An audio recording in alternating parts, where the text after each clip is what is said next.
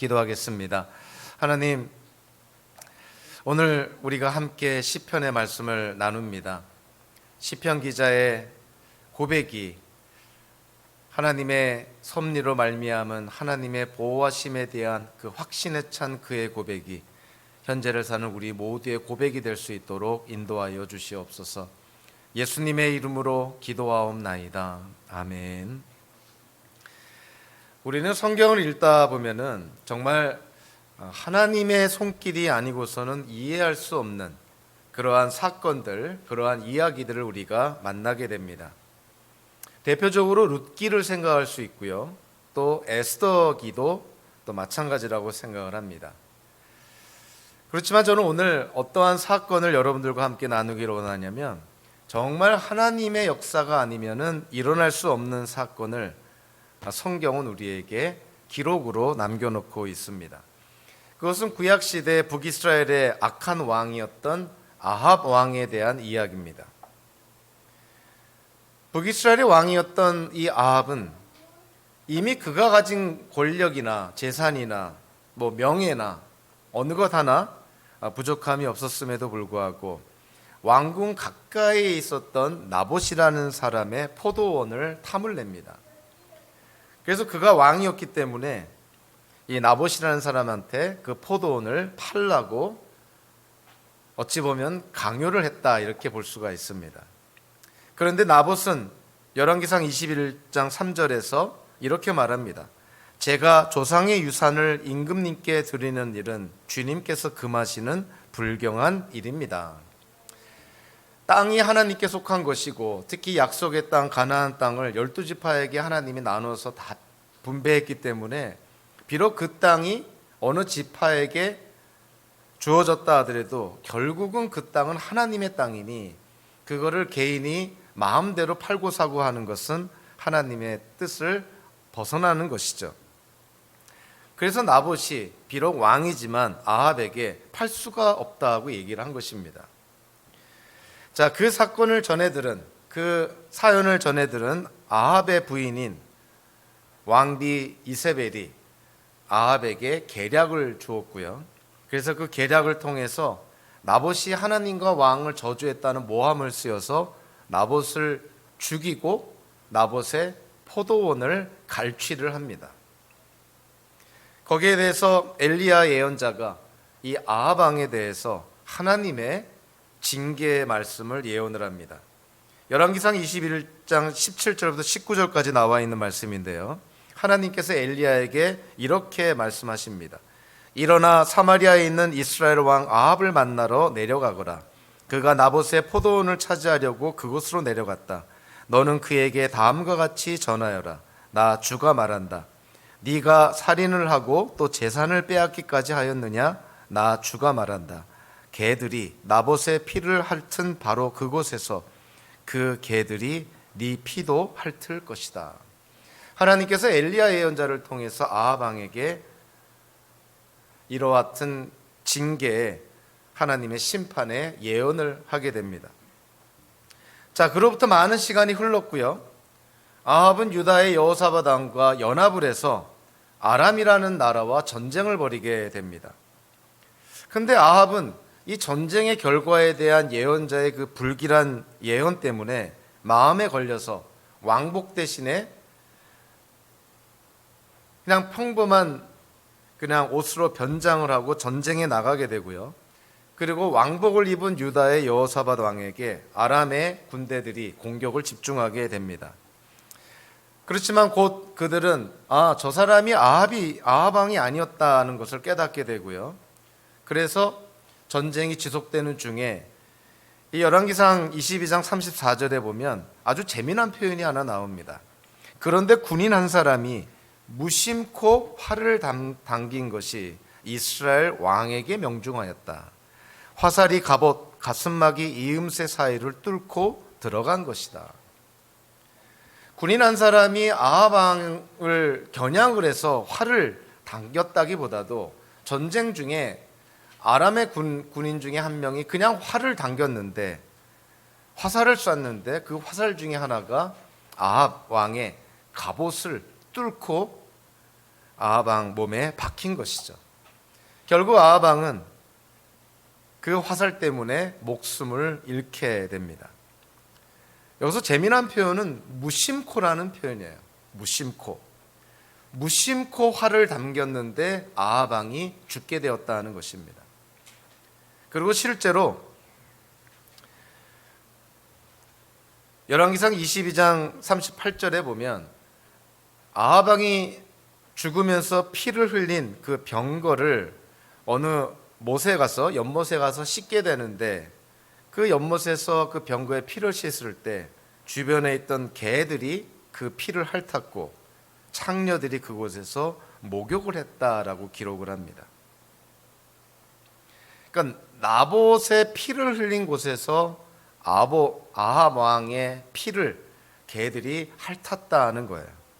그러니까 이것은 엘리야 예언자를 통해서 하나님께서 예언하신 것이 그대로 이루어지고 성취가 된 것이죠. 엘리야 예언자를 통해서 하나님은 예언을 하셨습니다. 개들이 나봇의 피를 핥은 바로 그곳에서 그 개들이 네 피도 핥을 것이다.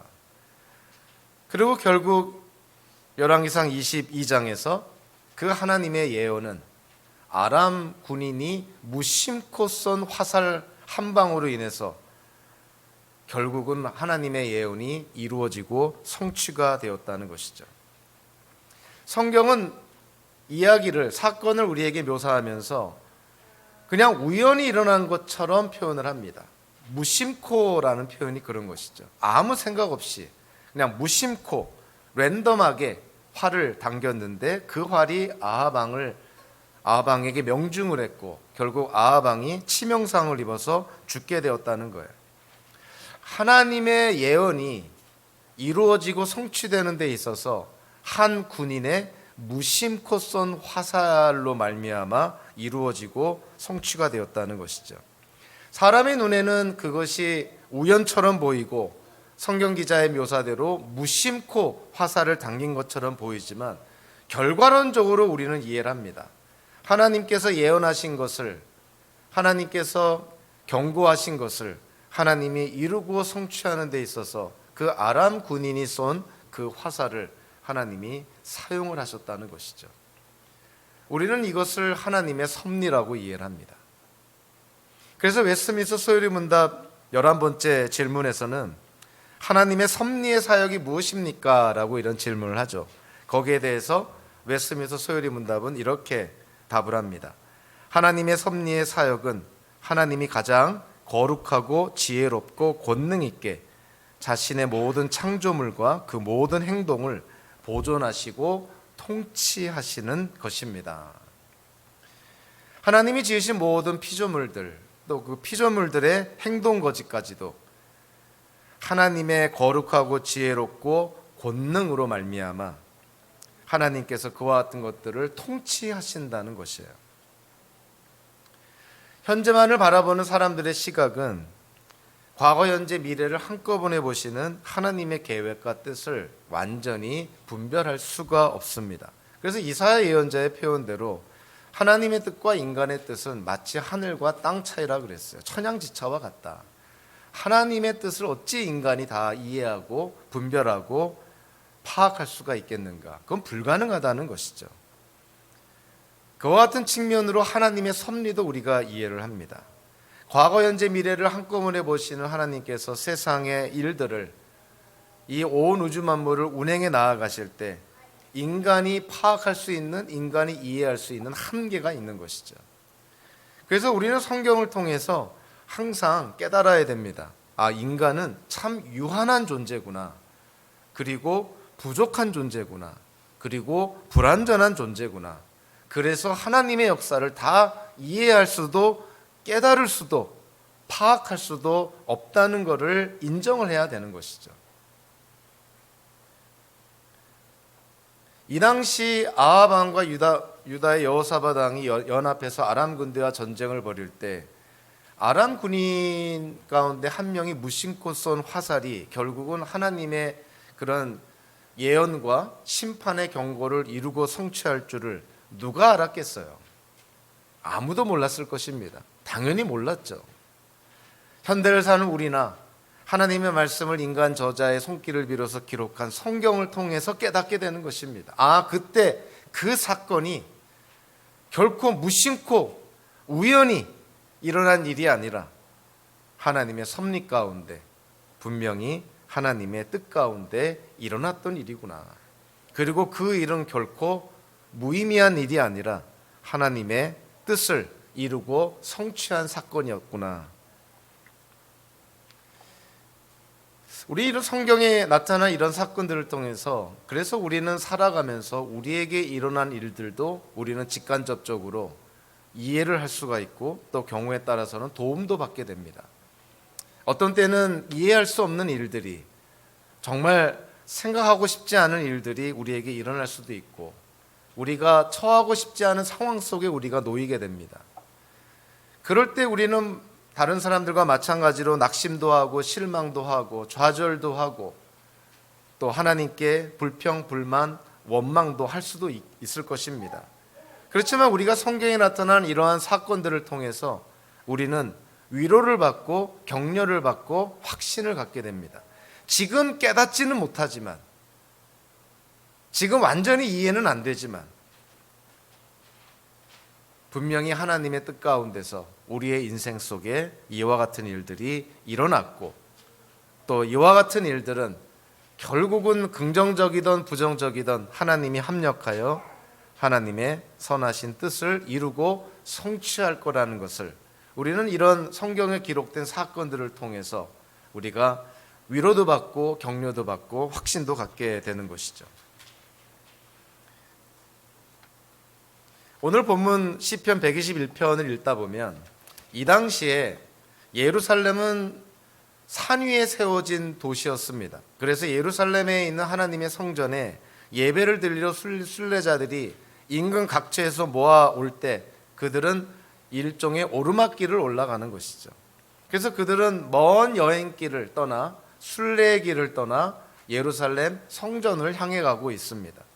그래서 예루살렘 성전으로 향해 가면서 그들도 하나님을 예배하기 위해서 성전에서 제사를 드리기 위해서 이런 순례의 길을 가지만, 그들도 여전히 순례의 길 속에서 어려움과 또는 부상과 또는 위험한 상황에 노출이 될 수가 있는 것이죠. 그래서 시편 121편에 보면 그 몇 가지 눈에 띄는 그러한 그 순례자들이 해를 당할 수 있는 세 가지 경우가 우리 눈에 띕니다. 첫째로, 순례를 하다 보면 도보 여행자라면 당연히 발부리의 돌을 헛디뎌서 발목을 다칠 수가 있는 것이죠. 그리고 뜨거운 햇빛에 장시간 노출이 되면 일사병 같은 그러한 병에 걸릴 수도 있는 것이고, 또 수분 부족으로 또 실신할 수도 있게 되겠죠. 고대 작가들은 소위 말하는 문스트로크라 그래서 정신착란을 언급하는 경우도 있는데요. 장시간의 도보 여행을 통해서, 또 장거리 여행을 통해서 피로와 염려 이런 것들이 쌓이다 보면 이제는 육체적인 것뿐만이 아니라 감정적으로 정서적으로까지 병들 수가 있다는 것이죠. 그래서 순례의 길을 떠난 순례자들도 예루살렘 성전을 향하여서 올라가면서 이와 같은 부상의 위험들이 있는 것입니다. 그래서 시편 기자는 오늘 본문에서 질문부터 하는 것이죠. 내 도움이 어디에서 오는가? 이러한 어려운 상황, 어려운 순례의 길을 걸어가는 이 과정 속에 나는 도대체 어디로부터 또는 누구로부터 도움을 받을 수가 있는가? 1절에 보니까 내가 눈을 들어 산을 본다. 왜 시편 기자가 산을 본다고 얘기를 했을까요? 여기에는 이 당시의 상황을 좀 우리가 문맥적으로 이해할 필요가 있는데요. 시편이 쓰이고 불리던 당시에 팔레스틴 그 지방은 그 산에 소위 말하는 산당을 지어서 온통 이교 숭배로 들끓고 있었던 시대였다는 것이죠. 그러니까 산이라는 곳에 온갖 종류의 신들을 모아놓고 많은 사람들이 거기서 제사를 지내고 그렇게 종교 활동을 했다는 것이죠. 구약에서도 산당이라는 표현이 78번이나 사용되고 있는 것처럼 구약의 이스라엘 역사 속에서도 산에다가 집단의 제단, 즉 산당을 지어놓고 거기서 제사를 드리고 했던 어떤 종교 행위들이 벌어졌다는 것을 우리가 알 수가 있습니다. 시편 기자가 산을 본다고 했습니다. 자, 그런데 산에서 도움이 오는 것이 아니죠. 이교도들이나 또는 우상을 숭배하는 사람들은 산에다가 뭔가를 세워놓고 거기서 제사를 드리면서 거기서부터 무슨 도움을 받을 거니 생각을 했지만, 시편 기자는 산을 보지만 사실은 산 너머를 본다고 볼 수가 있죠. 왜냐하면 2절에 보니까 시편 기자가 눈을 들어 산을 본다고 했지만 도움이 어디서부터 온다고 되어 있냐면 하늘과 땅을 지으신 주님에게서 온다. 도움이라는 것은 눈에 보이는 산에서 오는 것이 아니라 우상 숭배자들이, 이교도들이 그들의 어떤 종교적인 행위를 통해서, 그들이 믿는 신들을 통해서 도움을 받는 것, 그런 식의 도움이 아니라 산 너머에 있는 하늘과 땅을 지으신 하나님에게서 도움이 온다는 거예요.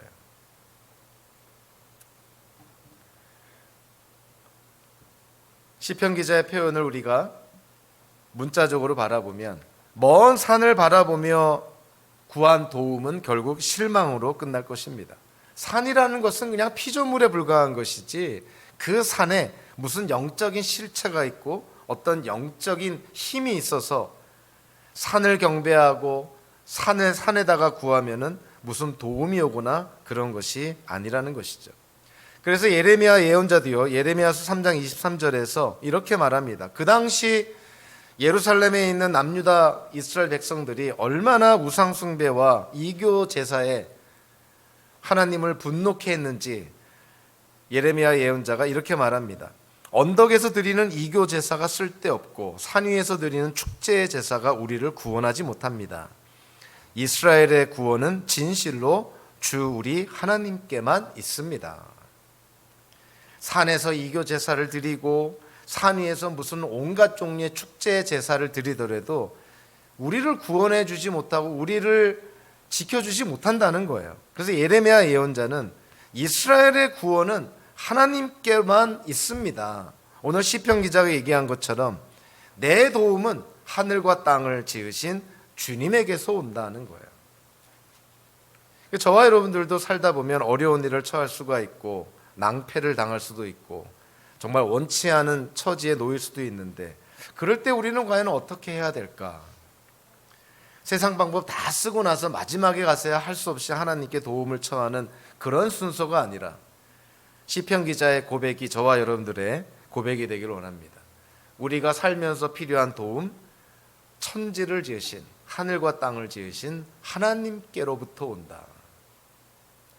하나님이 세상을 지으셨으니, 하나님이 창조주 하나님이시니 이 세상을 어떻게 이끌어 가실지, 궁극적으로 하나님은 이 세상을 어떻게 인도하실지 하나님만이 아시니, 우리에게 인생을 허락하신 분도 하나님이시니 인생 가운데 우리가 어려움을 당한다면 그 어려움을 헤쳐나갈 길도 하나님께서 분명히 제공해 주실 것이라는, 어찌 보면 너무나 상식적인 논리, 합리적인 사고의 기초에서라도 우리는 하나님을 믿어야 된다는 것이죠.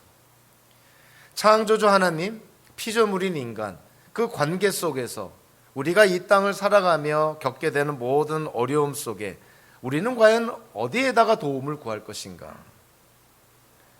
당연히 창조주 하나님, 우리를 하나님의 형상대로 지으신 창조주 하나님께 도움을 구하는 것이 당연한 결과라는 것이죠. 선교 역사를 보더라도요, 참 하나님의 섭리가 놀랍게 작용한 그러한 사례들이 있습니다. 제가 선교사와 관련해서 읽은 글 가운데서 함께 나눌 이 내용은 정말 하나님의 섭리를 가장 극명하게 보여준 사건이라고 생각을 합니다. 근대 중국은 서구 열강의 전쟁에서 패한 다음에 문호를 개방해야 됐고요. 그래서 그 덕에 서구로부터 많은 선교사님들이 중국에 들어가게 됩니다.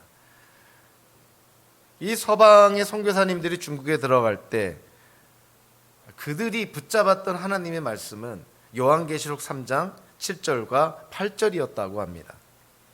빌라델비아 교회 신부님들에게 이렇게 써보내라. 거룩하신 분, 참되신 분, 다윗의 열쇠를 가지고 계신 분, 여시면 닫을 사람이 없고 닫으시면 열 사람이 없는 그분이 말씀하신다. 나는 내 행위를 안다. 보아라, 내가 네 앞에 문을 하나 열어두었는데 아무도 그것을 닫을 수 없다. 중국 선교의 문이 열렸으니 선교사님들이 중국 선교를 하러 중국에 들어갈 때 이 요한계시록 3장 7절 8절의 말씀을 붙들고 들어갔다는 거예요. 하나님이 열어주셨으니 누가 그 문을 닫을 수 있겠느냐. 이와 같은 확신을 갖고 중국 선교에 뛰어들게 됩니다. 자, 그런데 하나님께 대한 이러한 믿음과 확신을 갖고 중국 선교에 들어갔는데 1949년에 모택동에 공산당 정부가 들어서면서 교회는 문을 닫게 됐고요. 선교사님들은 다 쫓겨나게 됐습니다. 선교사님들이 요한계시록의 말씀을 갖고 확신을 갖고 중국에 들어갔는데 얼마 되지 않아 이 공산당 정부로부터 말미암아 교회도 다 철폐가 되고 선교사님들도 다 쫓겨나게 된 것이죠. 그래서 선교사님들이 한결같이 하나님께 외칩니다. 하나님, 왜 중국을 버리십니까? 중국이 공산화되기 이전에 중국에 들어가서 선교를 하던 선교사님들이 가장 어려운 장벽이 뭐였냐면 중국 전역에 만연되어 있던 미신이었다 그래요.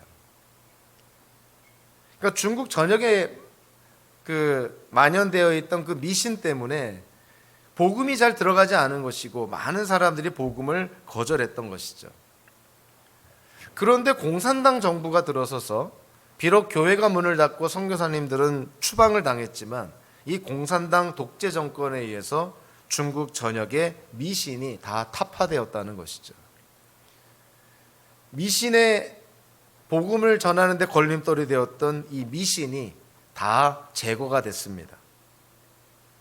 만약에 선교사님들이 10억 인구의 중국에서 이 미신을 제거하면서 미신을 극복하면서 복음을 전하려고 했으면 아마 수백 년이 걸렸을 거라고 얘기를 합니다. 1987년에 중국 조선족 목회자 중에 원로인 김성하 목사님이 한국을 방문해서 이런 말씀을 했던 것이죠. 공산당 정부가 들어서서 그 미신을 제거함으로 말미암아 중국에 복음을 전하기가 너무 수월해졌다는 거예요. 중국의 선교사님으로 들어간 많은 분들은 공산당 정부로 인해서 교회가 문을 닫고 선교사님들이 추방당함으로 말미암아 하나님의 말씀을 붙들고 확신하고 들어갔다가 좌절하고 하나님께 토로하고 원망했는데 결과론적으로 보면 중국의 공산당 정부를 하나님이 사용하셔서 중국의 전역에 있던 미신을 다 제거해 버렸다는 거예요. 그러고 나서 다시 중국에 복음이 들어가니 이전보다 훨씬 더 복음이 잘 증거되고 중국 전역에 교회가 세워지는데 그 미신의 걸림돌이 더 이상 존재하지 않았다는 것이죠. 그 당시의 선교사님들 입장에서는 왜 하나님이 중국의 공산당 정부를 허락을 했을까? 그 공산당 정부로부터 말미암아 교회가 문을 닫고 선교사님들이 추방을 당하는 이 일을 왜 하나님께서 허락을 하셨을까? 어느 누구도 알 수 없었습니다. 그러나 지나고 나서 보니 그 공산당 정부도 하나님의 손에 붙들린 하나의 도구에 불과했던 것이고 중국 전역에 퍼져 있던 오랜 시간 중국 전역에 만연되어 있던 그 미신을 제거하는 데 하나님께 붙들린 하나의 도구였다는 것이죠. 결국 그것으로 말미암아 복음이 전하는 데 가장 큰 장벽인 미신의 문제가 제거가 되었고 현대 통계적으로 보면 지금 중국의 지하교회에 있는 기독교인들의 수가 한국에 있는 기독교인들 수보다 훨씬 더 많습니다. 많은 사람들이 그렇게 얘기를 하죠. 이제는 아마 미래의 기독교는, 미래의 선교는 아마 중국의 기독교인들이 주도하지 않겠느냐, 이렇게 많이들 예측을 합니다. 하나님께서는 하늘과 땅의 창조주이실 뿐 아니라, 그리고 오늘 시편 기자가 시편 121편에서 강조한 것은 3절부터 8절까지 많은 구절을 할애를 하면서 시편 기자가 강조한 것은 뭐냐면 하나님이 우리의 보호자가 되신다는 거예요.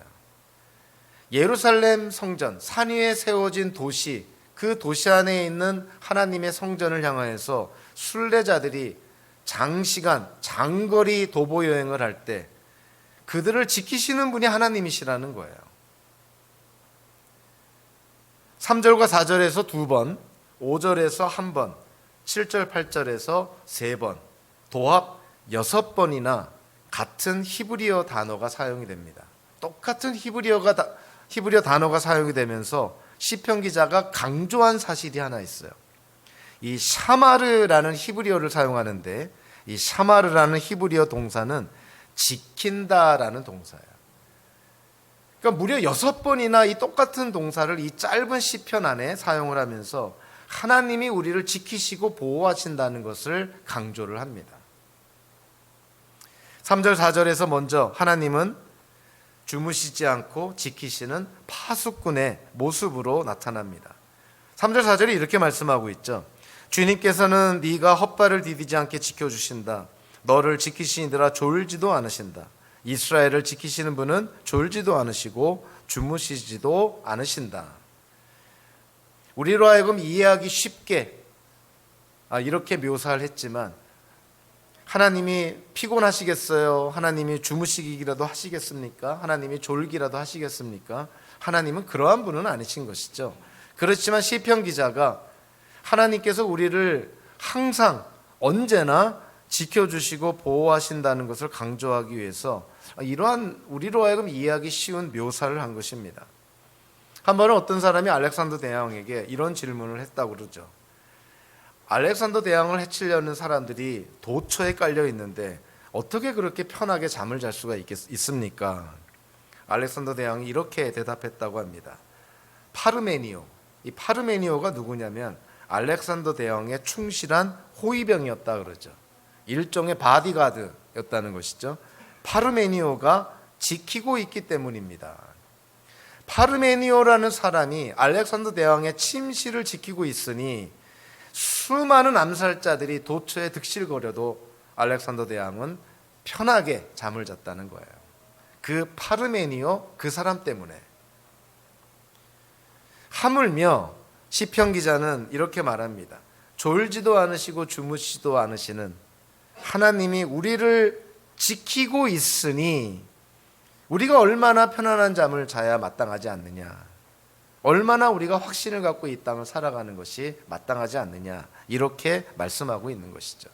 하나님은 주무시지도 않고 졸지도 않으시면서 우리를 지키시는 분이시다, 이렇게 시편 기자가 강조를 합니다.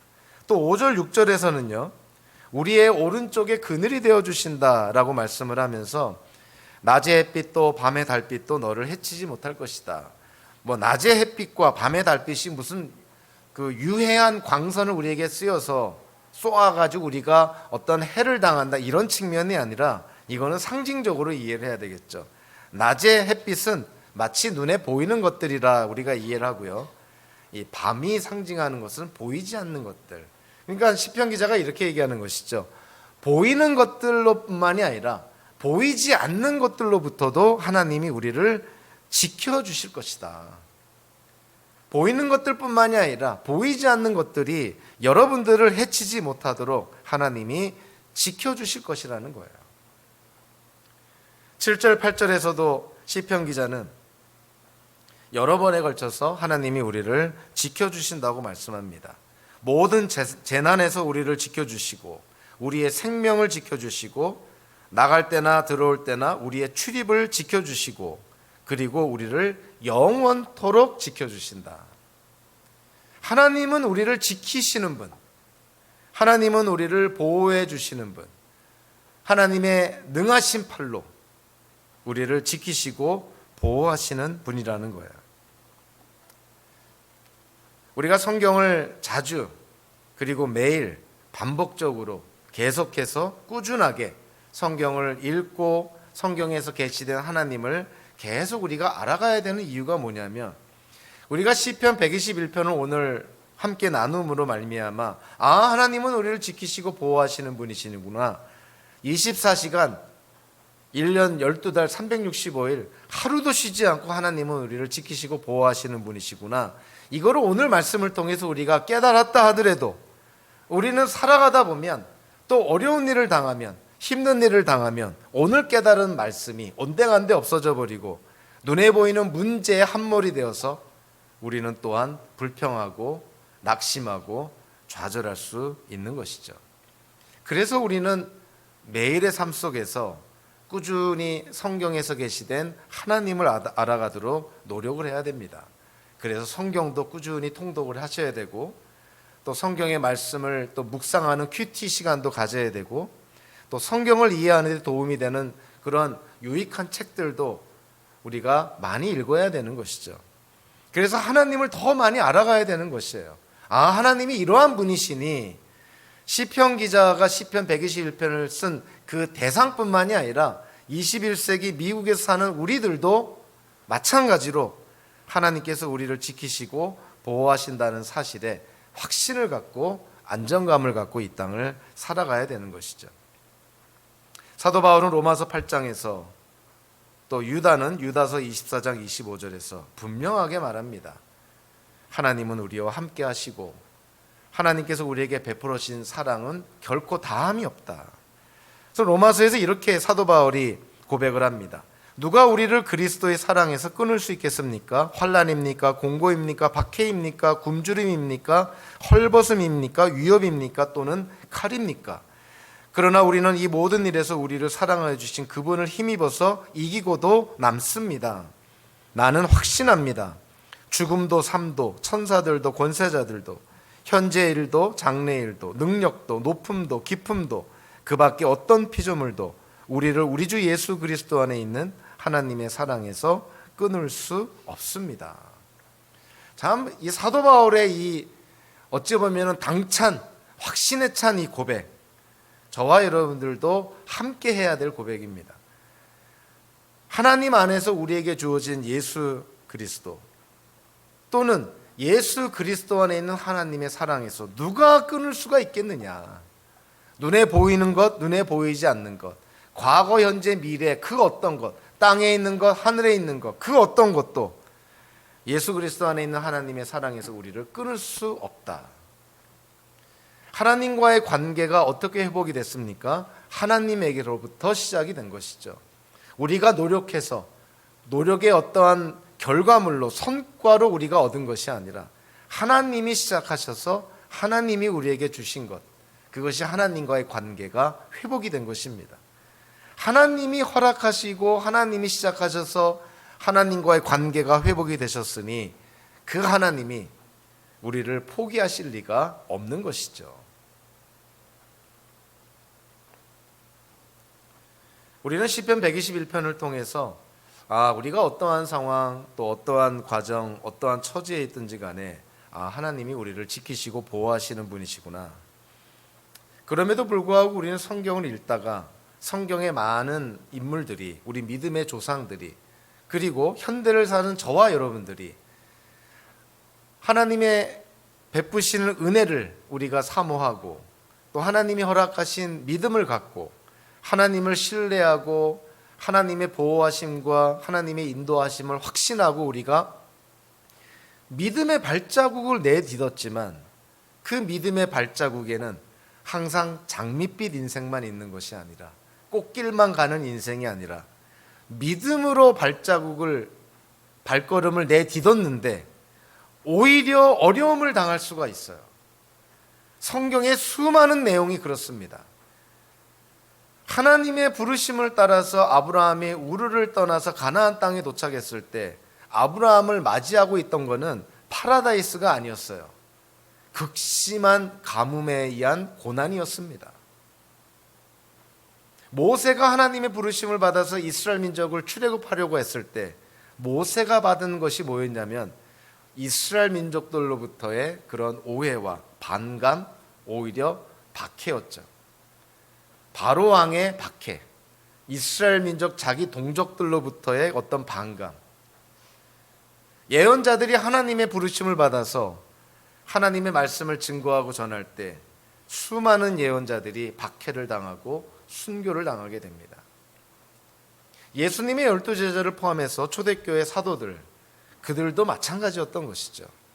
복음을 확신하고 예수 그리스도의 부활과 예수님의 죽음과 부활을 선포하며 그렇게 교회를, 하나님의 나라를 위해서 그들이 믿음의 발자국을 내딛었지만 사도 요한을 제외하고 예수님의 11명의 제자들, 우리가 전해오는 바에 의하면 그들 모두 순교를 당했다는 것 아니에요?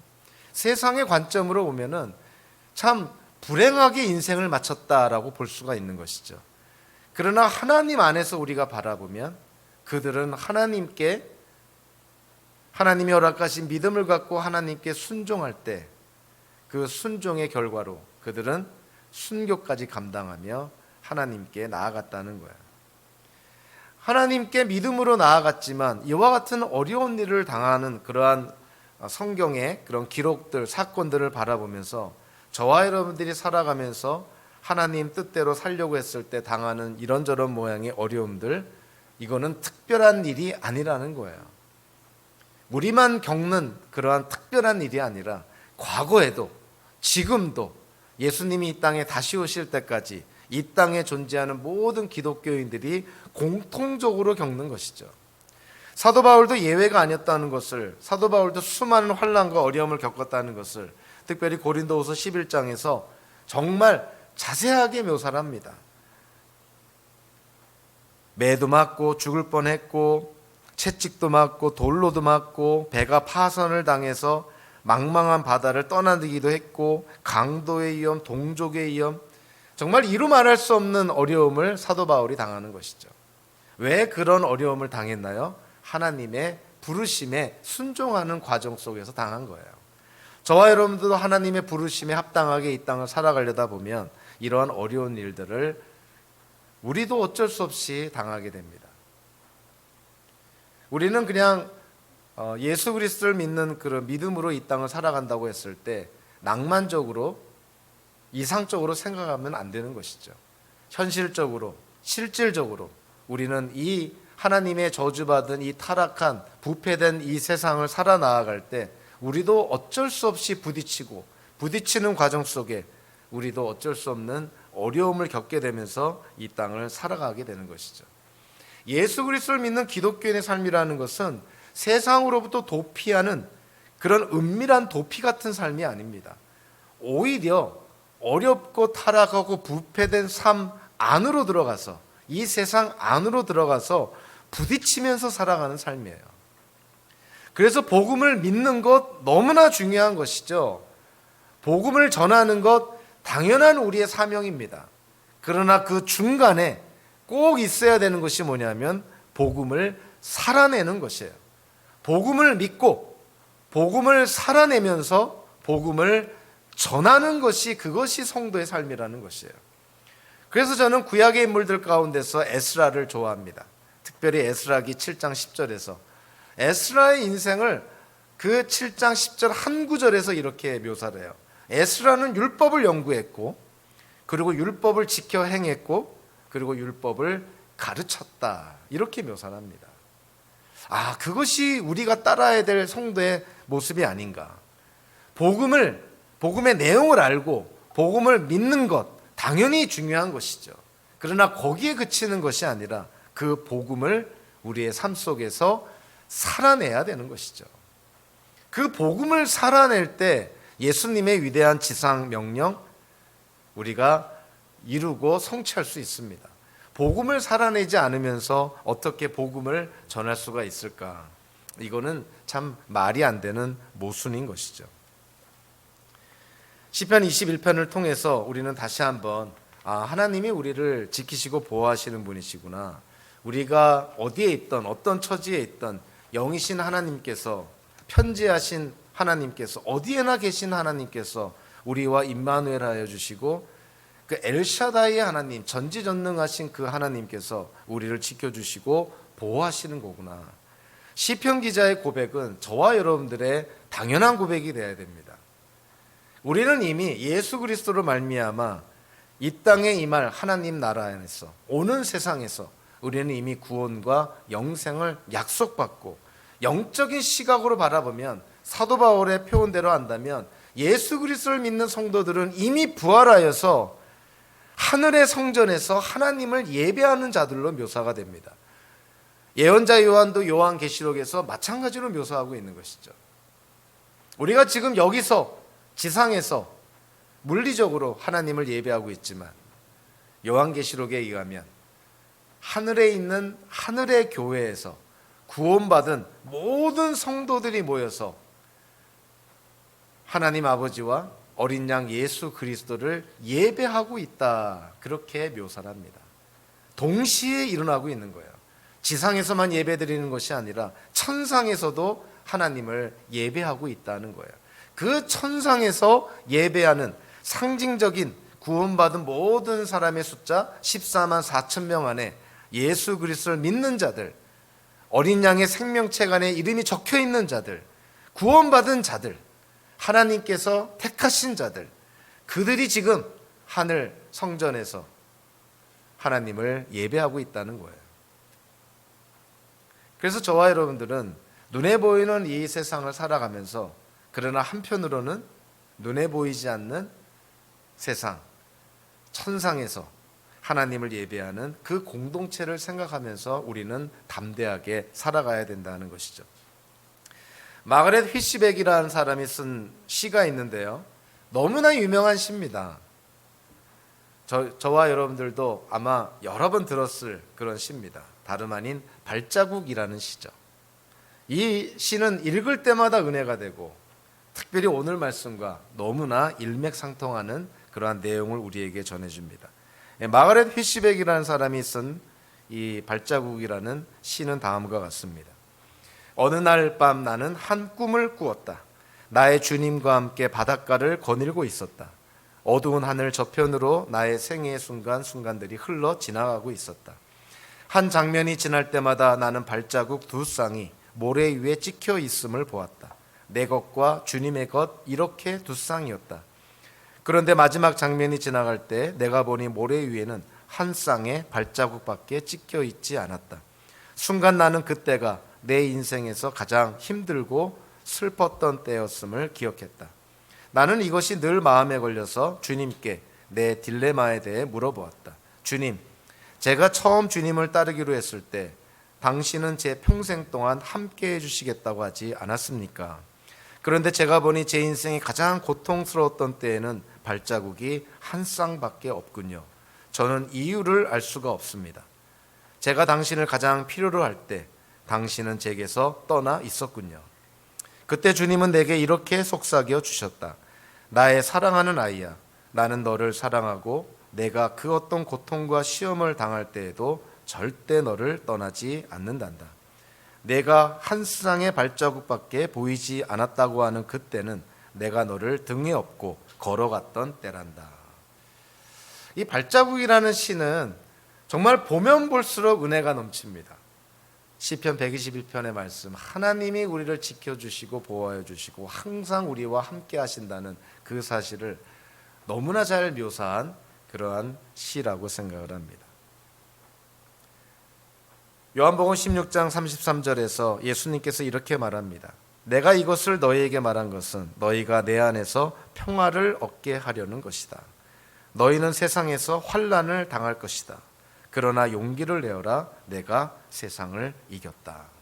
세상을 이기신 예수님이 우리와 함께 하시고 우리는 예수님을 믿음으로 말미암아 그 예수님과 연합되어 있습니다. 예수님이 세상을 이기셨다면 우리도 세상을 이기신 것입니다. 예수님이 십자가의 죽음을 당하시고 부활하실 때 우리도 예수님과 함께 십자가의 죽음을 당하고 부활했다고 사도 바울이 고백을 합니다. 예수님을 믿는 자들이 누리는 최고의 축복이 바로 예수님이 우리와 함께 하신다는 것이죠.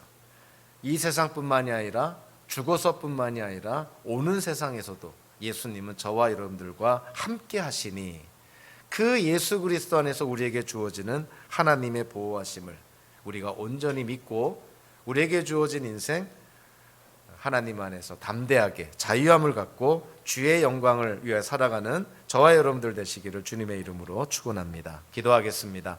하나님 감사합니다.